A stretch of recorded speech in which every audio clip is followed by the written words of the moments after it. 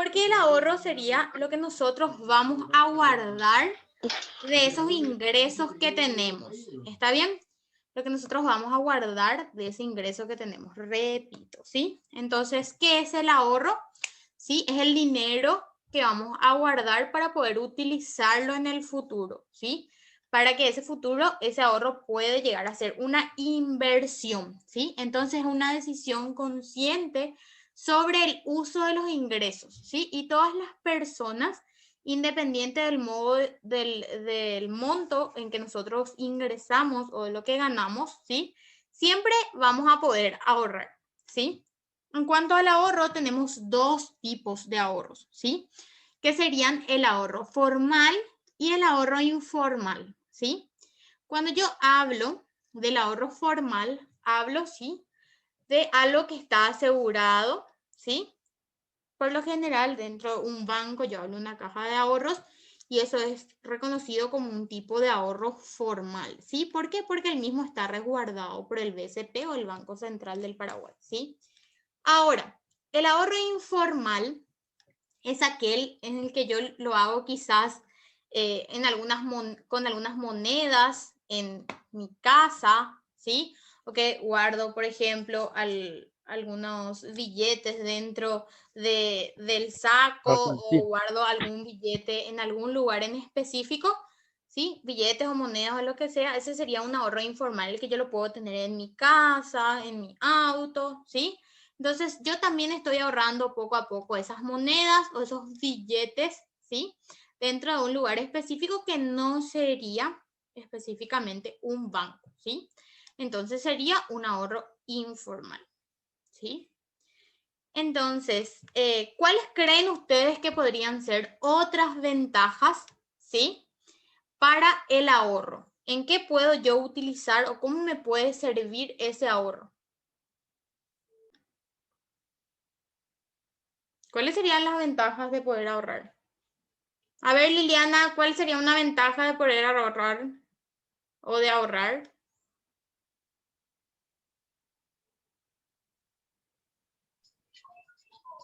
Karina.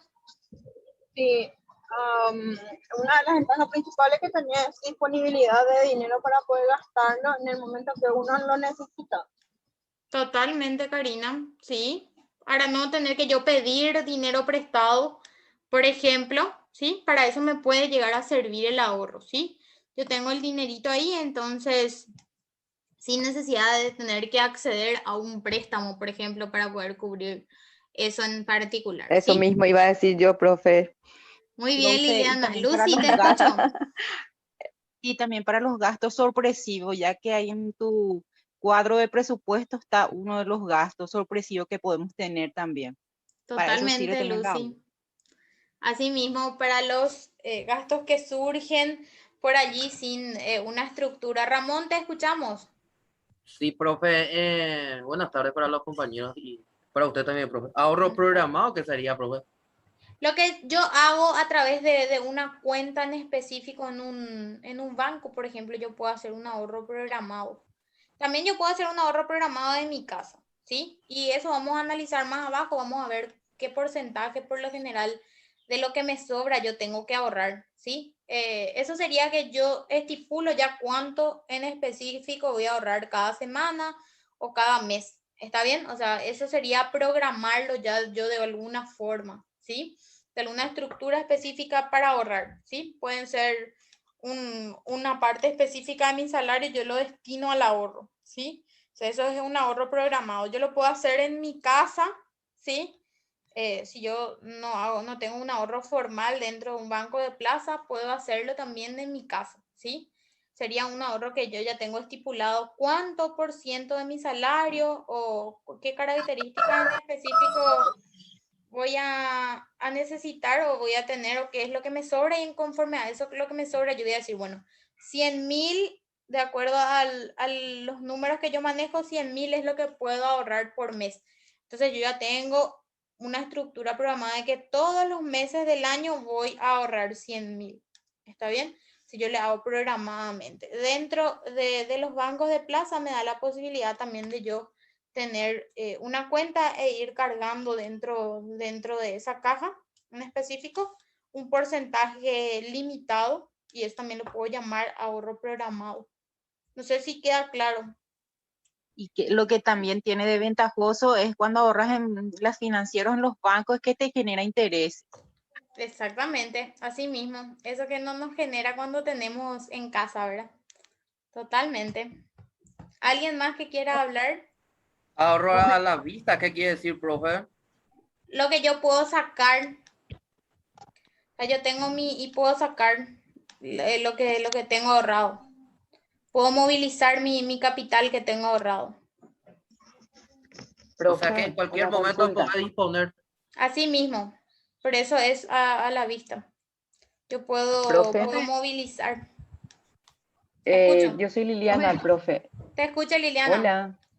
Sí, Ahora te escucho, profe, sabes Liliana. que una consulta que yo sé que a la mayoría de nosotros nos cuesta y mucho es comenzar con esa conciencia, con esa forma de pensar que el ahorro es importante. Por ejemplo, en esta pandemia, lo que le pasó y nos pasó a muchos, digo, que no teníamos suficiente colchón como para amortiguar todo eso que pasó, ¿verdad? Total. Entonces yo creo que el ahorro también se vio reflejada en esta crisis. Entonces, ¿cómo uno de repente cambia ese chip de la cabeza y dice, bueno, este es mi salario, yo voy a hacer que 200.000 sea para el ahorro, para A o B motivo, a lo mejor puede tener o no un fin ese ahorro, pero que esté ahí para acolchonar cualquier eventualidad. Entonces, ¿cómo hace esa persona para comenzar a ahorrar? Y ahí está la cultura del ahorro que nos hace falta tanto en la educación ya, ¿verdad? Nosotros deberíamos de incursionar a la cultura del ahorro, ¿sí? Ya desde los niños. O sea, los niños tienen que empezar y saber ahorrar para que cuando sean grandes ellos ya tengan esa cultura del ahorro y destinen eso, ¿sí? Eso depende mucho de la familia también. O sea, no todo se aprende en la escuela, también mucho se aprende en la familia. Es decir, yo también tengo que criarle ya a mis hijos o decirle ya a mis sobrinos que ellos deben ahorrar y poner el famoso chanchito y le cargan ahí, ¿sí? Y eso yo que estoy haciendo, yo le estoy dando a ese Compañero, niño la cultura del ahorro, ¿sí? Yo le estoy enseñando a él, ¿sí? Que específicamente compañero, eso pregunta tiene que cómo se hace para hacer ahorrar. cuando algo le falta, ¿sí? O cuando algo le sobra, entonces él, perdón, cuando algo le sobra, entonces él va a ir cargando allí adentro y cuando le falta, entonces él va a romper su chanchito y va a comprar, ¿sí? Algo de eso que le está faltando con lo que él ahorró. Entonces, hay muchas formas, actualmente nosotros tenemos justamente la pandemia trajo algo muy bueno en relación a eso, de que hay muchísimos cursos disponibles en internet y son gratuitos, incluso canales de YouTube que nos permiten a nosotros conocer el ahorro y conocer las formas en las que yo puedo ahorrar, ¿verdad? Entonces, eso también es súper importante. Entonces, podemos ver también específicamente, como les decía, a lo que nosotros vamos con este curso es tener un conocimiento general del contenido que está aquí. Porque dentro de esta diapositiva van a notar que no es un contenido muy amplio, que serían conceptos muy básicos, ¿verdad? En algunas cuestiones, por ejemplo, no podemos pararnos a analizar porque si no vamos a tardar más de la cuenta y no vamos a lograr terminar, ¿verdad? Justamente eso también nos va a pasar y estoy segura que nos va a pasar en todo cuando toquemos costos, por ejemplo. Yo en la universidad cuando enseñamos costos, por lo general enseñamos 6 meses, un semestre completo costos, ¿sí? O si son modulares, mínimamente son 3 meses, ¿verdad? Entonces, nosotros tenemos una estructura, o sea, costos es algo también bastante extenso y es algo que se debe tomar también con bastante detenimiento, pero como les digo, aquí nosotros vamos a tocar todo lo que sería ahorro, costos, presupuesto, pero en términos muy generales, ¿está bien? En cuanto a conceptualización, en cuanto a una estructura general de lo que sería en sí el ahorro y los costos, ¿está bien? Bueno, vamos a hablar un poco ahora del plan de ahorro, ¿sí? Es cuando una persona ya se propone alcanzar una suma de dinero y decide, sí, conscientemente organizarse para guardar de forma constante ese dinero, ¿sí? Hasta llegar a esa meta financiera de la que hablábamos, ¿sí? Acá tenemos un modelo que nosotros seleccionamos, un pequeño modelo de plan de ahorro que les puede ayudar a ustedes quizás a tener una noción general de lo que sería y de cómo pueden ustedes fijarse una pequeña meta, ¿sí? Que puede ser desde luego mensual o puede ser quizás semanal, quincenal, dependiendo de cómo serían los ingresos que ustedes van percibiendo, ¿sí? Entonces, primeramente tenemos la meta, ¿sí? Que sería a dónde queremos llegar, ¿sí? En términos monetarios, ¿cuánto sería lo que queremos ahorrar?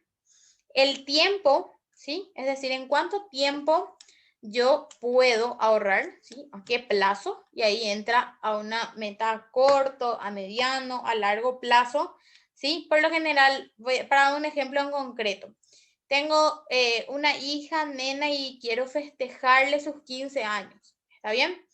Entonces, yo hago un plan de ahorro a quizás 5 años antes ya yo puedo empezar a ahorrar, ¿sí? Entonces, en ese caso, el tiempo va a ser 5 años, ¿está bien? Entonces, yo voy a poner un plazo de la meta que tengo. Por ejemplo, quiero ahorrar 10 millones en 5 años, ¿está bien?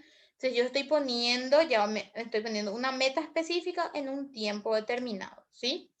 Y el valor en dinero, es decir, cuántos necesitamos o cuánto me va a costar a mí ahorrar eso de forma mensual, ¿sí?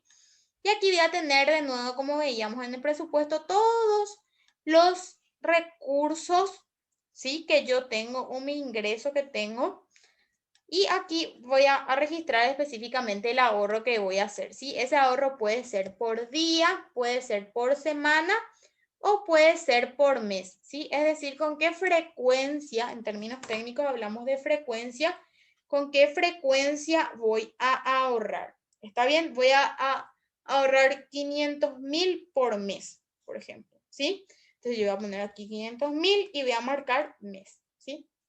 Estoy especificando ya cómo voy a hacer ese ahorro. Por eso tenemos aquí un modelo de un método de plan de ahorro. ¿Está bien? Cuando hablamos de ahorro también tenemos que hablar de crédito, ¿sí? ¿Qué es el crédito? Se refiere a la obtención de dinero o bienes en el presente, ya sean instituciones financieras o también pueden ser particulares, ¿sí? Y el cual siempre el crédito vamos a tener que pagar. Entonces, por eso es tan importante, como decía Liliana, que nosotros podamos ahorrar, ¿sí? Para no tener que sacar un crédito que posteriormente debamos de pagar, ¿sí? Nuevamente eso y por sobre todo con intereses, ¿está bien? Entonces, por eso es tan importante poder ahorrar, ¿sí? Bueno, entonces vamos a hablar de dos términos muy importantes que serían el deudor y el acreedor. ¿Qué hablamos o quién es específicamente el deudor? Es la persona a quien toma o adquiere ese crédito o ese préstamo, que dijimos que podía ser de una entidad financiera o de una persona particular, ¿sí? Y el acreedor sería la persona que otorga ese crédito o ese préstamo. ¿Está bien? Entonces el deudor, si yo me voy a pedir un crédito, yo voy a ser deudor, ¿sí? El acreedor va a ser entonces la persona que me va a dar a mí ese dinero, ¿sí? En términos sencillos. Y aquí entra lo que les mencionaba anteriormente, que es tan importante conocer mi capacidad de pago. ¿Está bien? O sea, cuánto yo puedo deber, en pocas palabras y en términos más sencillos, ¿sí? Y eso sería mi capacidad de pago. ¿Cuánto yo puedo deber? Y, o sea, qué crédito puedo sacar y hasta ese límite nomás yo puedo pagar por mes, ¿sí? Entonces sería la capacidad de pago que yo tengo. Entonces serían todos los recursos que una persona tiene para cumplir con ese compromiso de acuerdo al préstamo que desea tomar. Es decir, hasta cuánto puedo endeudarme, ¿sí? En términos técnicos, hablamos de endeudamiento, mi capacidad de endeudamiento, ¿sí? Entonces, si se supera este monto, yo digo que tengo un sobreendeudamiento. Es decir, yo en pocas palabras estoy debiendo lo que no tengo, hasta lo que no tengo. Seguro siempre escuchan eso, ¿verdad? Bueno, básicamente es porque yo no calculo mi capacidad de pago, ¿sí? ¿cómo yo voy a calcular? ¿Sí? Acá tenemos un ejemplo.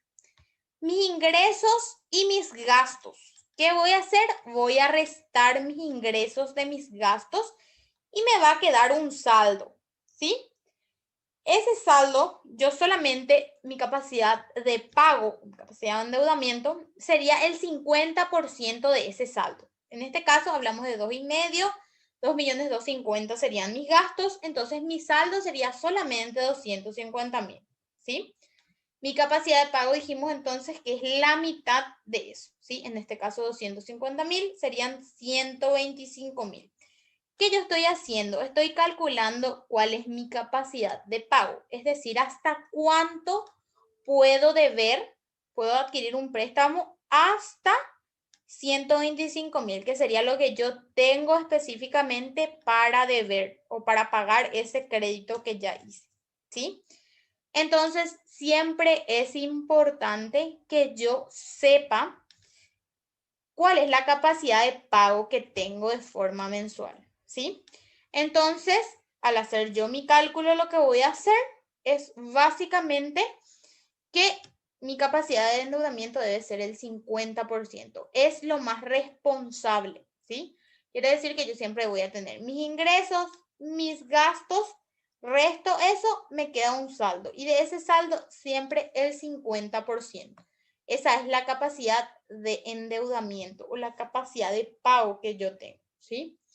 Ahora, si yo voy a ingresar al sistema bancario a solicitar un crédito, es decir, yo me voy a endeudar, ¿sí? ¿Yo qué tengo que tener en cuenta para endeudarme? Y esto es súper importante para nosotros, si ya somos emprendedores, o para transferir a nuestros participantes, ¿sí? Antes de tomar una deuda, nosotros siempre tenemos que calcular nuestra capacidad de pago, ¿sí? Que dijimos que era de nuestro saldo el 50%, ¿sí? Debemos saber cuál es nuestra capacidad de pago para obtener el crédito que se encuentra en el mercado, ¿sí? También debemos ser conscientes de esa deuda que vamos a tomar y por sobre todo ser responsable en el pago, ¿sí? ¿Por qué? Porque si yo no pago en tiempo y forma, eso hace que yo tenga que pagar intereses por moras, ¿sí? Y lo peor de ello es que ya eso queda como un mal historial crediticio para mí. Es decir, cuando quiera sacar otro crédito, el banco ya me va a mirar 2 veces para darme. ¿Está bien? Porque va a decir, no, esa persona no está pagando en tiempo y forma, entonces no me ve bien el banco, ¿sí? En pocas palabras. Entonces es importante que si vamos a asumir ese crédito, responsabilidad, también tenemos que pagar en tiempo y forma o cumplir con esa obligación, ¿sí? Entonces, siempre también debemos preguntar cuál es el plazo, la tasa de interés y todas las penalidades que se puedan dar por algún incumplimiento, ¿sí? Es también muy importante tener en cuenta antes de hacer el crédito, ¿sí? También es importante tener en cuenta el destino establecido para el crédito. Es decir, que yo debo sacar el crédito sola y únicamente si necesito o si es urgencia. Por eso dice, no endeudarse si no hay una necesidad o una urgencia de por medio. ¿Está bien? Es decir, tiene que ser estrictamente necesario y ese crédito tiene que tener un destino, ¿sí? Si yo voy a obtener un crédito, entonces tengo que tener ya el destino de ese crédito, ¿sí?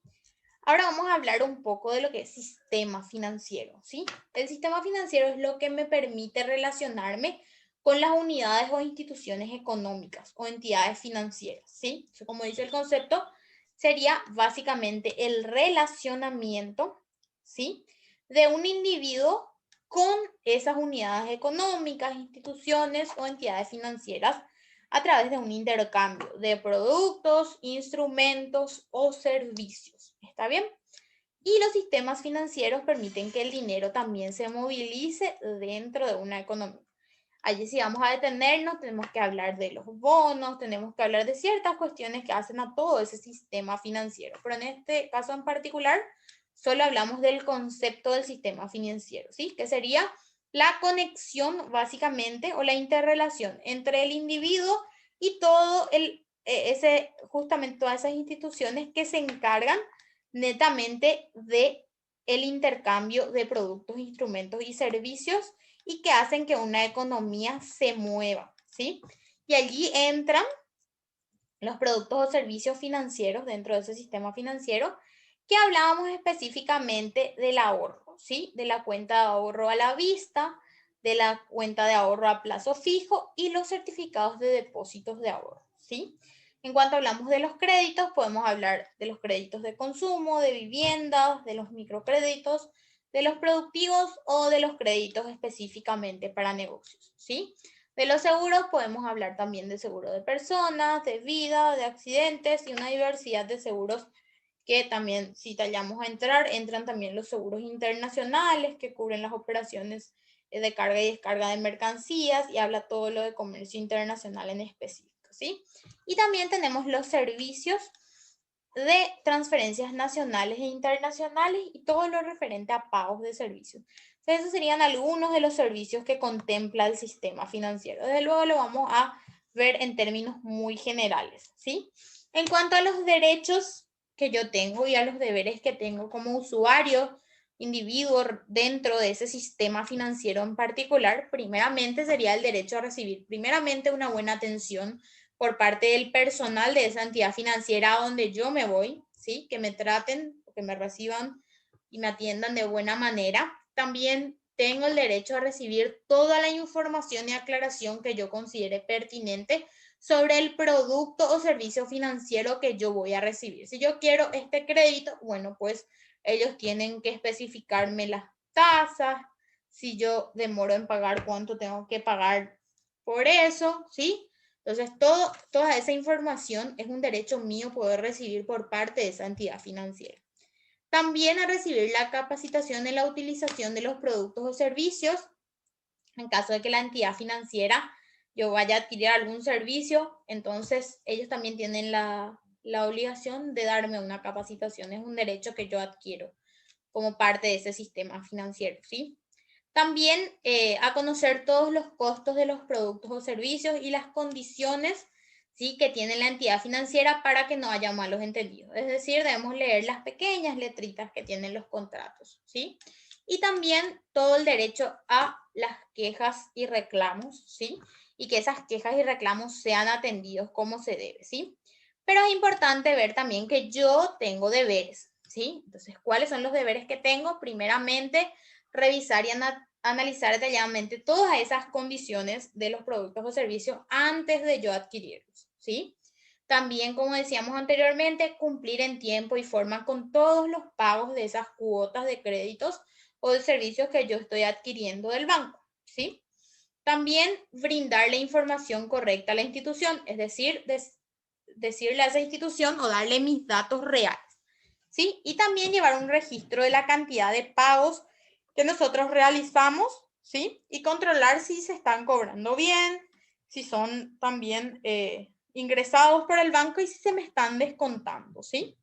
Entonces es importante también ver los canales de quejas y reclamos. Siempre debemos, y eso pasa en todo, ¿verdad?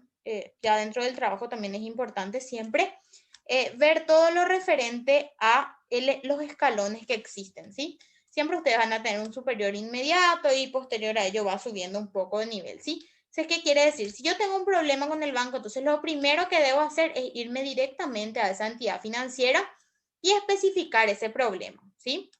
Si la entidad financiera no hace o no toma los recaudos necesarios, entonces yo puedo contactar directamente con el BCP o con la ICOP si es una cooperativa, ¿sí? Y si no hay una respuesta específica por parte de esa entidad en particular, entonces ya yo puedo acudir específicamente a la SEDECO y allí tienen los datos en particular, ¿sí? Entonces es tan importante que nosotros sepamos también a dónde acudir, ¿sí? Conforme yo quiera realizar una queja y reclamo. Entonces es importante que ustedes tengan en cuenta cuáles son los procedimientos. ¿Está bien? Entonces, ¿qué digo yo? Bueno, primero voy a la entidad financiera. Si no me resuelve, entonces me voy al BCP. Si no me resuelve, ahí recién yo me voy a la Secretaría de Defensa del consumidor y del usuario, que es la SEDECO. Entonces yo ahí recién paso a esa entidad específica, así que me brinda la posibilidad de yo hacer ya también un reclamo formal, ¿sí? Entonces es importante que conozcamos también los canales que tenemos. Entonces, en esta unidad vimos todo lo referente a los conceptos de educación financiera, ¿sí? Como ser ingreso, egreso, presupuesto. Vimos un pequeño modelo de presupuesto. Vimos lo que era específicamente una meta financiera. Vimos cómo hacer un plan de meta financiera, ¿sí? Y vimos cómo se calcula la capacidad de pago, ¿sí? Que es sumamente importante también. Y sobre todo vimos también los derechos y los deberes que yo tengo como parte de ese sistema financiero, ¿sí? Entonces es importante también que tengan en cuenta eso, ¿sí? Ver toda esta estructura que analizamos dentro de la educación financiera en particular.